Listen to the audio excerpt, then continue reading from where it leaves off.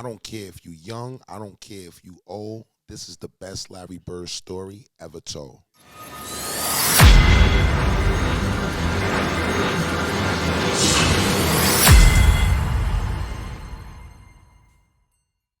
As much as analytics have evolved the way we think about basketball, there will always be an element of the game that you will never understand by looking at a bunch of numbers on a spreadsheet. Because you would think that Larry Bird's best game was his 60-point shooting clinic against the Atlanta Hawks. Larry Bird scored 60. It is the greatest shooting exhibition I've ever seen in my life.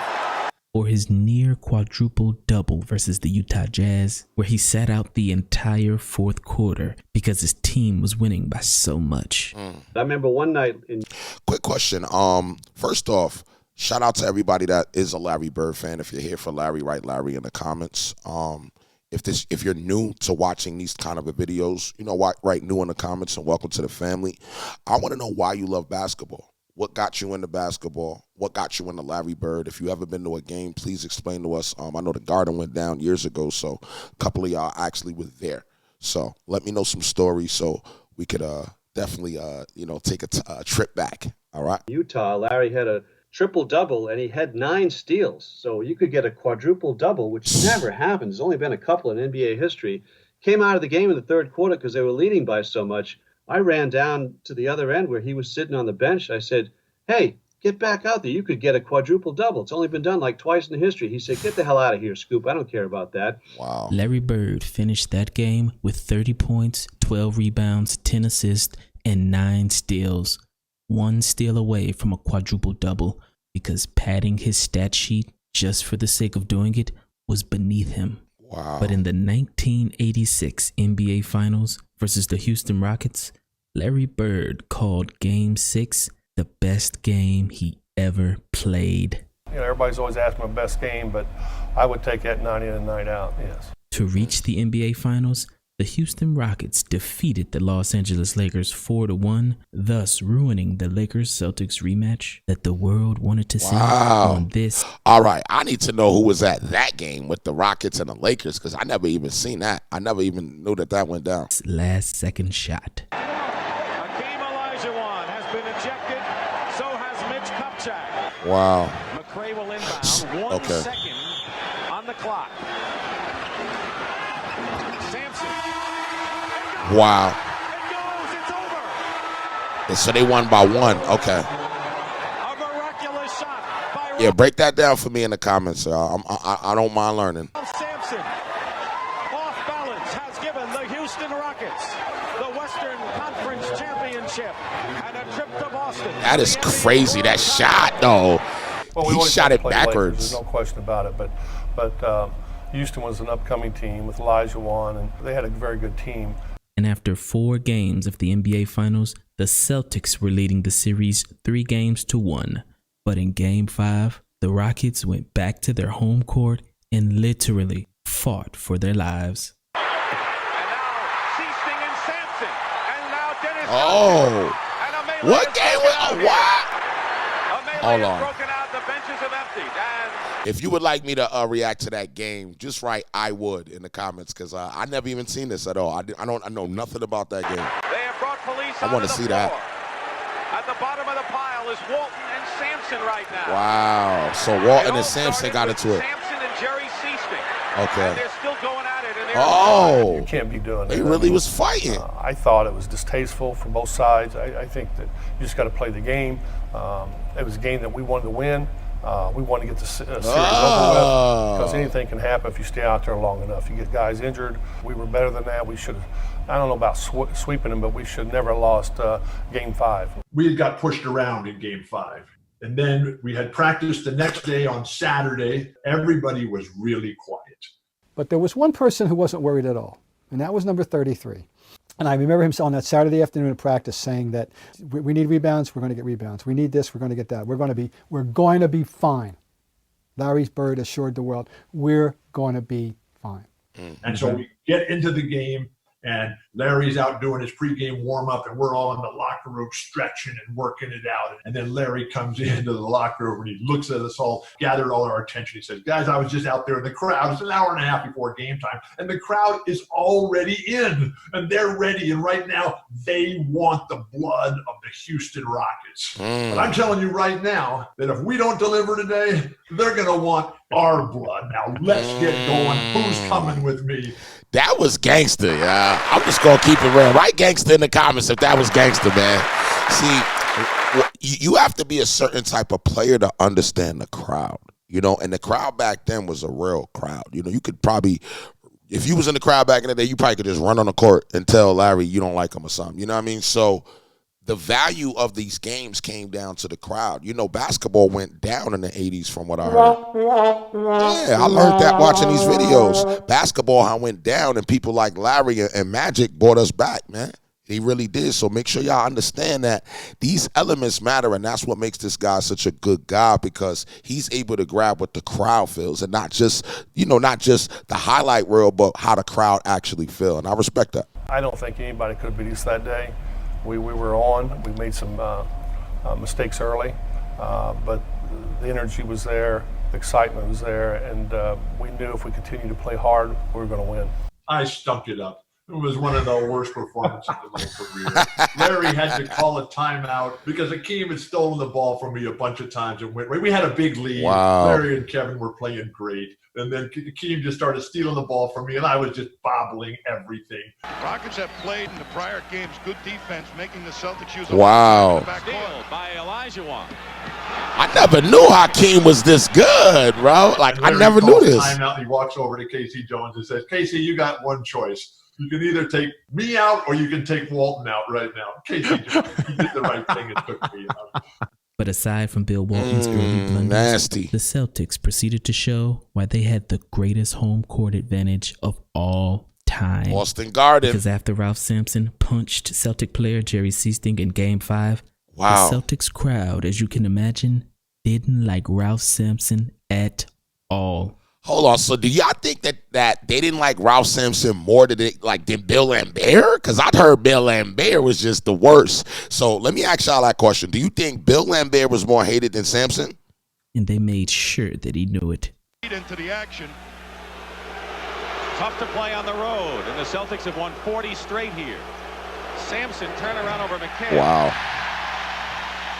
Tails played good defense early on. Parrish gets free.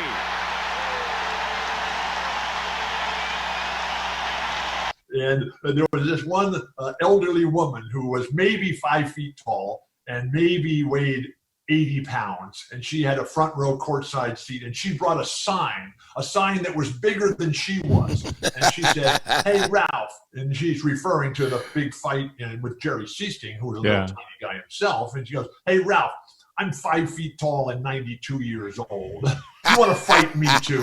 And this lady just stood in the front on the edge of the court. She never sat down. She just yelled and screamed at Ralph the whole time. Boston only lost one game at home that entire. That's what I love about basketball back then, man. Yo, grandma could go. Grandma could be in there being a Larry Bird fan too. That's what it's supposed to be. It's not supposed to be all this politics and stuff. Season, in part because of that Celtics home crowd, but mainly because Larry Bird was the best player on the planet. And in Game 6, he showed exactly why. What did we get on that Sunday afternoon? We got what Larry Bird maintains to this day was the game in which he was, and I quote him, most prepared ever to play. All I know is this. Prepared, whatever degree he says he was, it was one of the greatest individual performances. I think it may have been his greatest game. McRae on Bird. Step back shot. And gave up the good low post position. Danny Ainge missing. McHale and Bird underneath. Here's Bird. Wow, he was going crazy. It was spectacular because in a game of a lot of winners of the genetic lottery. I mean, you had Akeem, you had Ralph, who were just brilliant. You had Kevin McHale, you had the Chief, and here was Larry. Larry got every rebound. Larry made every steal. He made every pass. Over Olajuwon? He did everything and made the rest of the world seem inconsequential. Pro shooter in the series. McHale. Sampson tried to overplay. He had McHale looking good, boy. Number 33 had gone out and painted the perfect Larry Bird masterpiece. And it wasn't even about the numbers. It was about his effort on both ends of the floor. A seemingly lost art for superstars of today. He was all over the court, double teaming and getting back to his assignment, in the passing lanes, forcing turnovers left and right, and diving for every loose ball. But the moment that best describes his effort that night was when he dove on the floor and forced a jump ball against 7-foot Hall of Fame center Hakeem Olajuwon. That is crazy. Without batting an eye, Larry Bird, who wouldn't impress anybody with his jumping ability, did this. That is crazy, insane. That savvy and the timing, and the Celtics have it. He got a jump ball against Olajuwon. Now he can't do that, but he did it. Okay, he was omnipresent defensively. He anticipated where they wanted the ball. He was like a one-man. He was a one-man zone, quite frankly. He was going crazy, but he was everywhere. Double throws it right into the hands of Bird. There's a 4-on-1 break for the Celtics, and Ainge. Michael Jordan summed it up perfectly when he was Salute to the told to GOAT. list Larry Bird's weaknesses. MJ said, Larry Bird can't jump and he's not that quick, but he makes up for it by using his head, analyzing the opponent. Yep. It makes him better than the competition. Consequently, he doesn't have a weakness. And Wiggins fighting Bird. Who beats McCann. Impressive. Being in the arena for that game and the way he played and how he was just everywhere on the court, like a free safety, just a freaking maniac for 3.5 quarters. And you look at the numbers and it's like 29, 10, and 12, something like that. But it wasn't like he didn't shoot lights out. His PER wasn't the best of any Bird performance, but like I've never seen anybody have an imprint on that game scoring less than 30 points. Fairly well, Dick, but Peterson may have nightmares guarding Larry Bird. What a pass to McHale. See, that's the thing. It's one thing to get stats all around. That's the key word we got to use. And if you agree, write all around in the comments. When you talk about a great player, it's about all around stats. There's a lot of players that we love that just all around didn't do it. Like I love Allen Iverson, but all around. That's Larry Bird. Vintage Larry Bird. Outside shot is missed by Robert Reed. Ainge to Bird. Pulls up in the line. Level finds an opening. Try to change hands. Here's Bird. 3-on-1 Boston. Pass back. Bird. Oh my gosh. And then the second half started, and it was just phenomenal because he just kept going. He would post up about 18, 20 feet away, and he'd get the ball, and they would poor Rodney McRae or whoever they would have on him, Robert Reed. I'm sure they tried Ralph and Hakeem on him. It didn't matter. He could have put all 5 guys on him, and they couldn't stop it. See, Hakeem, like that's the thing. Centers are supposed to score a lot of points, like they were back then. A lot of these, Hakeem, Olajuwon, and them, they were scoring a lot of points. You know what I'm saying? To be a center on the court.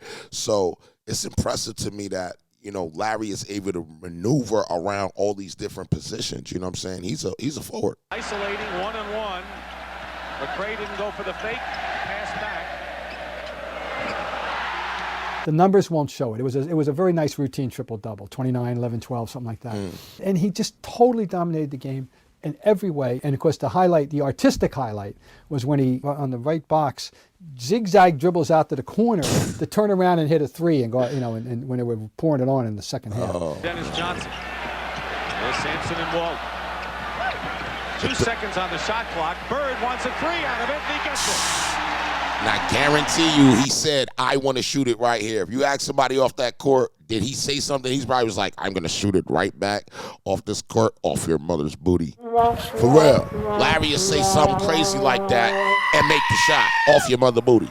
He would dribble out to the 3-point line, and then without even looking, he would just throw it back up there and then run down the court with his arms in the air and his finger pointed up and say, we're number one. And the Celtic crowd just saying, here we go, Celtics. Here we go. It was absolutely fantastic. Larry Bird, the greatest player I ever played with by far. The Celtics dominated that game, and Larry Bird was rightfully crowned Finals MVP. Yep. Larry Bird said, 3 years in a row. That was the only game I thought I was totally prepared for. As far as the focus was concerned, none better. Never. I should have quit right there. I never saw a man play a better game of basketball, ever. That's the greatest individual performance. The defensive dominance that Larry did on that afternoon in June of '86. I would love just that tape to be shown to every high school and college coach, every pro coach now, just everybody, just say, "How you can't play basketball better than this. You can't." All around. And after that series, Hakeem Olajuwon called Larry Bird the best all-around player that I've ever. I'm trying to tell y'all, that word is very important. Don't talk about your favorite basketball player if you can't attach all around. Seen.